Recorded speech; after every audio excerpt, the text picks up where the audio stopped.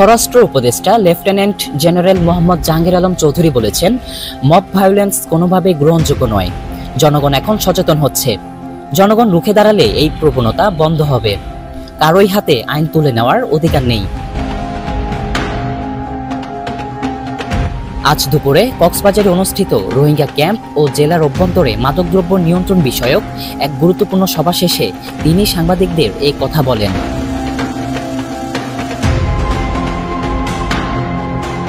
দুপুর 12টায় কক্সবাজার বিয়াম ফাউন্ডেশন আঞ্চলিক কেন্দ্রের মিলনায়তনে শুরু হওয়া এই সভা শেষ হয় 1:45টায়।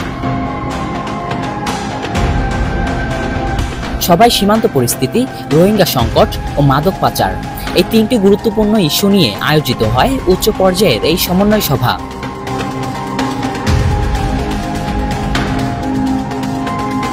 সভা শেষে সাংবাদিকদের সঙ্গে আলাপকালে স্বরাষ্ট্র উপদেষ্টা বলেন, মাদক সমাজে নানা উপায়ে ছড়িয়ে পড়েছে।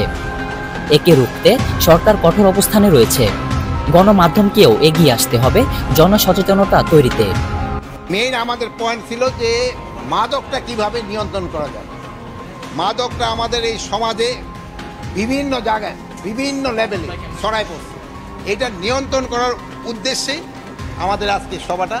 যেহেতু আমরা ঢাকায় অনেক সভা করেছি, কিন্তু যারা এক্সিকিউশন করবে তারা থাকে হলো এখানে। সমাজ থেকে মাদক নির্মূলে সরকারের পাশাপাশি গণমাধ্যমেরও বড় ভূমিকা রয়েছে। আর জানেন, এই মাদকটা মেইনলি এই কক্সবাজারের উপর দিয়ে আসে। এই জন্য আপনাদেরও একটা কিন্তু বিরাট দায়িত্ব রয়ে গেছে এই মাদকটা নিয়ন্ত্রণ করার জন্য। আপনারা যদি আমাদের সাথে সহযোগিতা করেন, এটা কিন্তু মানে সওয়াবটা আপনারা আল্লাহর কাছেও পাবেন। শুধু আমাদের কাছে না, এই কাজ করে আল্লাহর কাছে সওয়াব পাবেন। আর আমরাও যেটা বন্ধ করি, আমরাও কিন্তু একটা বড় ধরনের সওয়াব পাবো। এটা কিন্তু একটা আপনাদের আমাদের সবার দেশবাসী একটা পবিত্র দায়িত্ব, কিভাবে মাদকটা নিয়ন্ত্রণ করা যায়। তিনি জানান, রোহিঙ্গা সমস্যার সমাধানে সরকার নির্বিচারে কাজ করে যাচ্ছে। বাট এটা রোহিঙ্গা সমস্যাটা কিভাবে সমাধান করা যায় এই ব্যাপারে আমাদের কিন্তু একজন উপদেষ্টা আছেন, উনি এই ব্যাপারে দেখতেছেন। এর হয়তো আমরা কিছুদিনের ভিতরে আল্লাহ দিলে হয়তো রোহিঙ্গা সমস্যাটা কিভাবে সমাধান করা যায় ব্যবস্থা হয়তো। সবাই অংশ নেন স্বরাষ্ট্র উপদেষ্টা, দুর্যোগ ব্যবস্থাপনা ও ত্রাণ উপদেষ্টা ছাড়াও সেনা, নৌ, বিমান বাহিনী, পুলিশ, RAB, BGB, coast guard, APBN, Ansar ও মাদকদ্রব্য নিয়ন্ত্রণ অধিদপ্তরের শীর্ষ পর্যায়ের কর্মকর্তারা।